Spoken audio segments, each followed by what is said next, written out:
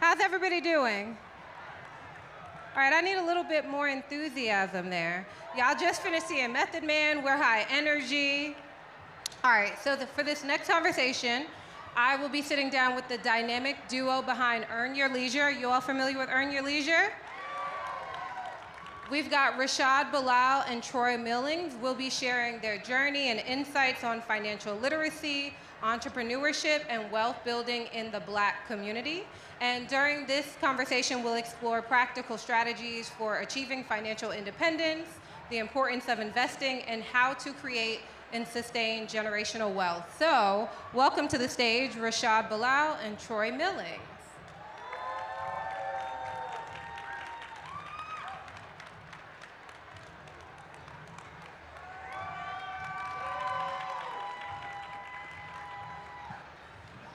Oh, what's going on? Hey, Kimberly. Y'all, hey. How you doing? Bright light. Yes. I wish I could say I see you all, but I don't. You cannot see up here at all.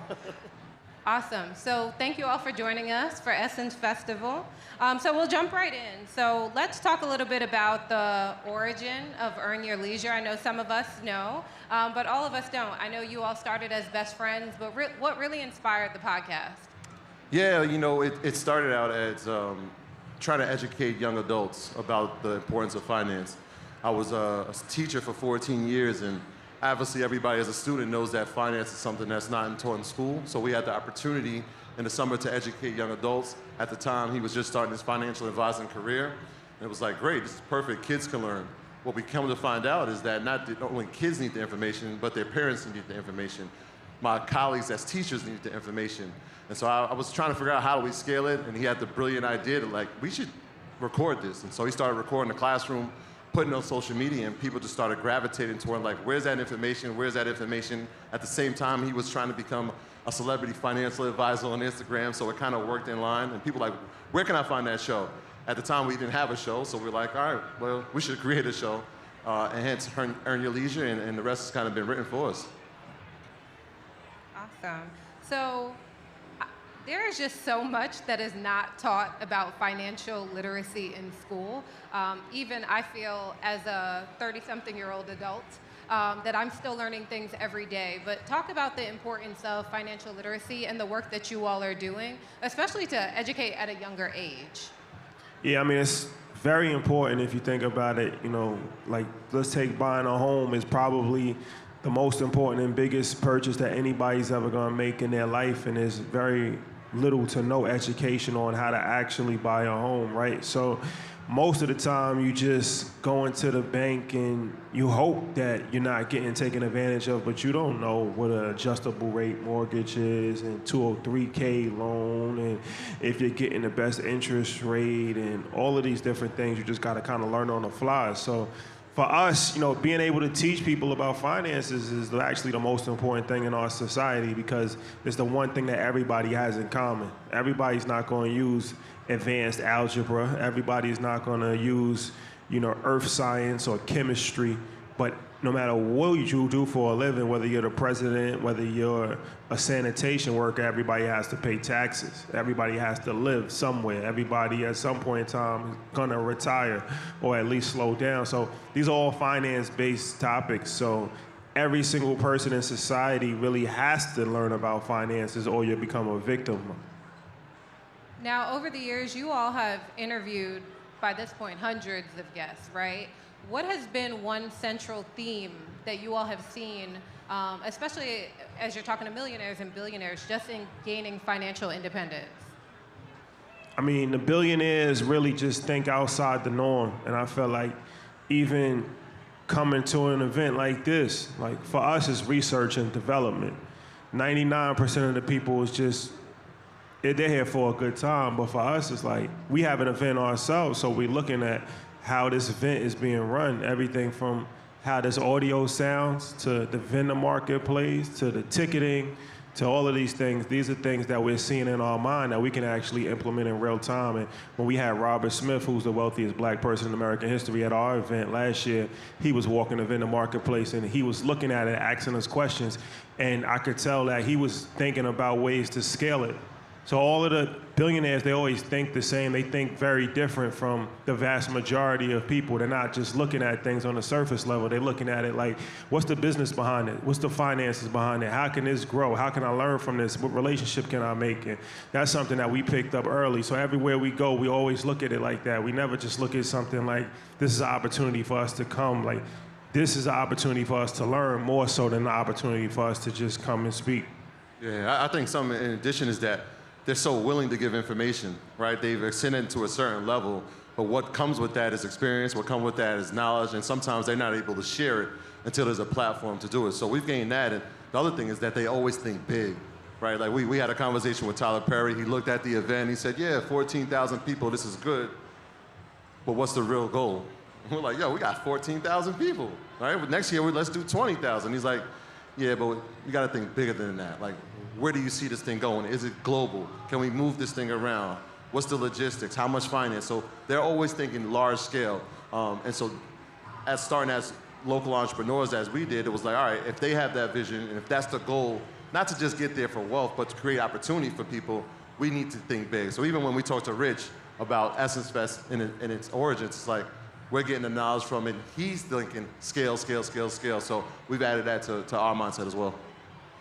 Let's talk a little bit about InvestFest, because you just mentioned that. So it is an annual conference that you all do in Atlanta, but talk about the process between taking that kind of online experience and bringing it in person, and how it has even transcended today. I know I was telling you backstage, it is one of the biggest kind of financial, not even financial festivals or conferences, but one of the biggest festivals in the United States, period. All coming together for financial literacy. But talk about the origins of that and what inspired you all to create it.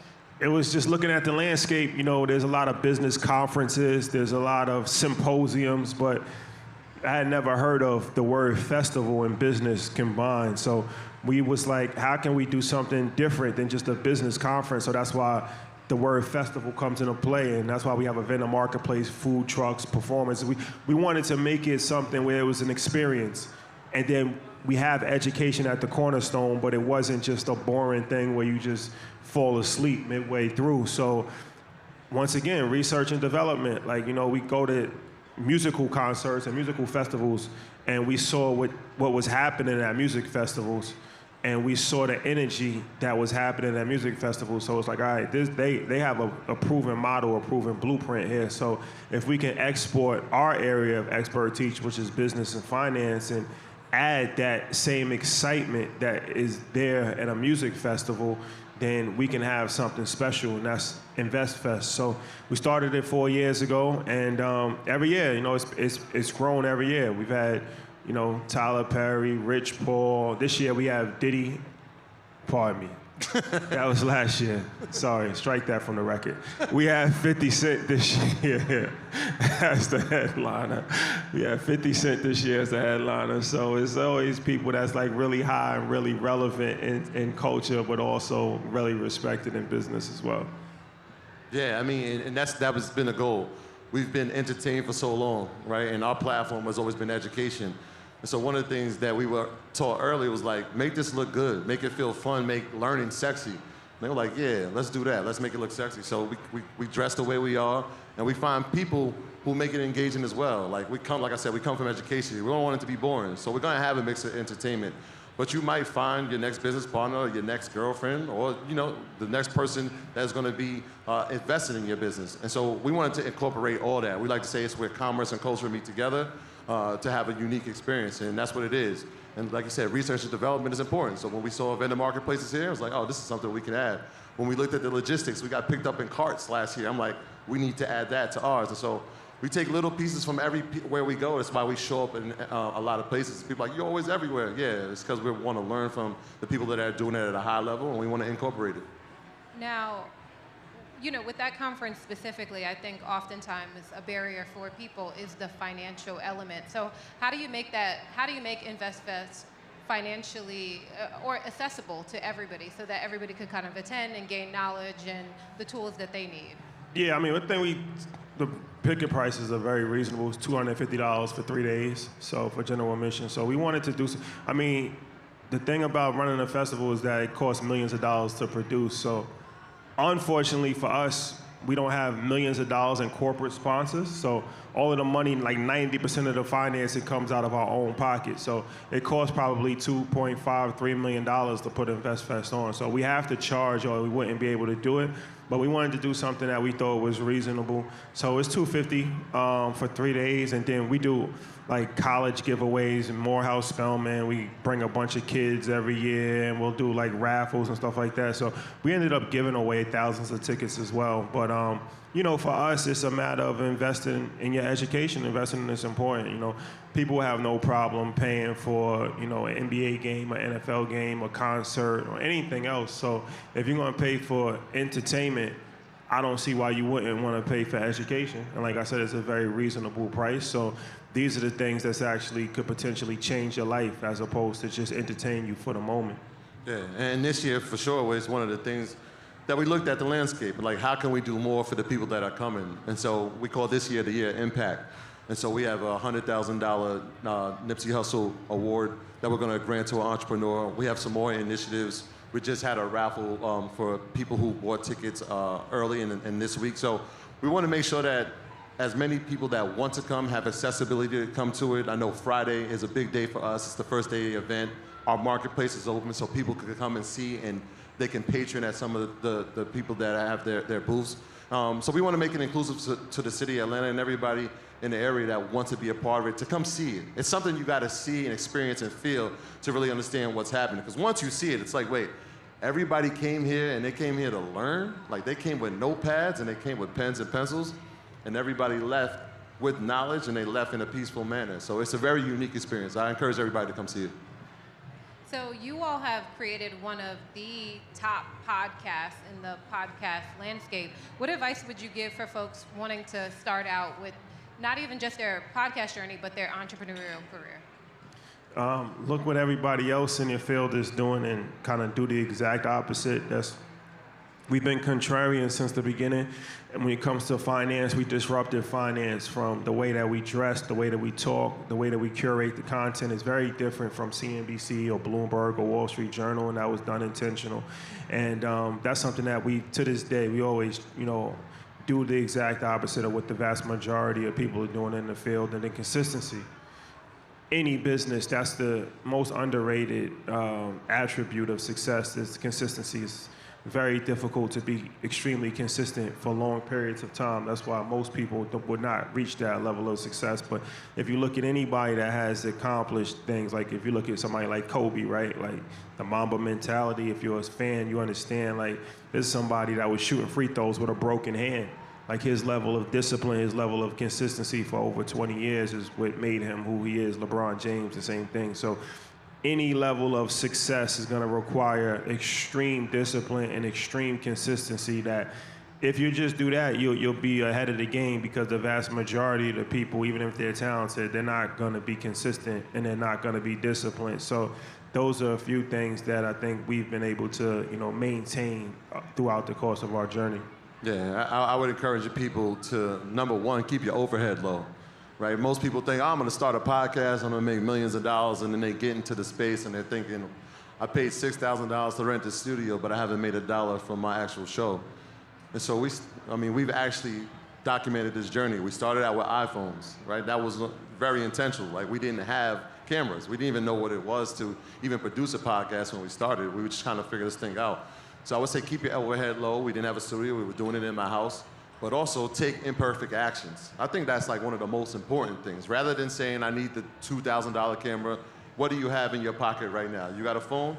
All right, cool. You already got what you can record on.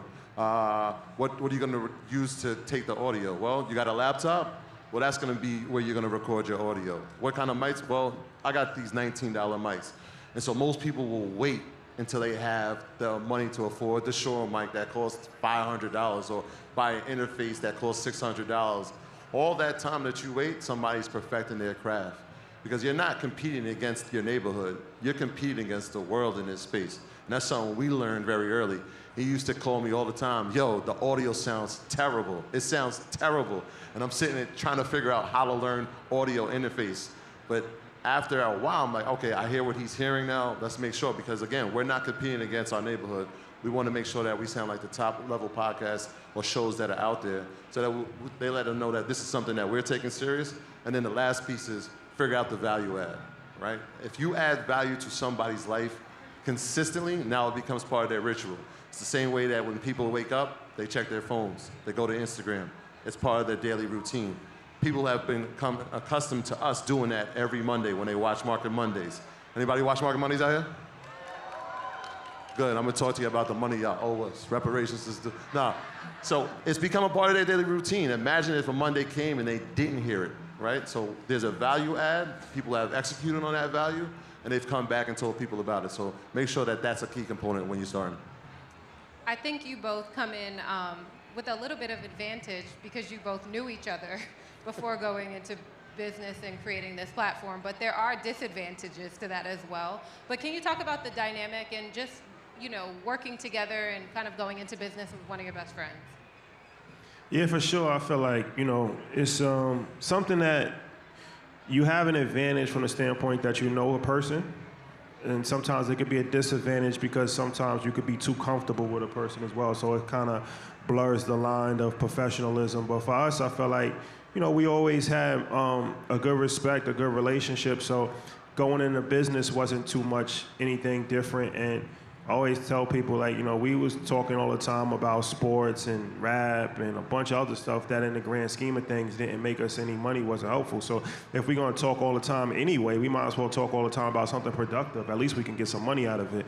So that's how we looked at it early, was like, you know, instead of just spending our time just hanging out, we're gonna hang out organically anyway. Let's hang out and be business partners. And, you know, he brings a skill set that I don't have. I bring a skill set that he might not have, and our other partner brings another skill set. So we all just come together. So I feel like, you know, if you can empower people and work with people that you know, that's always better than working with strangers. So that's been our model from day one. Everybody that we employ, for the most part, is from our neighborhood or family members of ours or we grew up with. So we feel comfortable because these are the people that we knew pretty much our entire lives. Not always easy, but it's not always easy anyway. So if we're gonna go through problems, I'd rather go through problems with family than go through problems with strangers.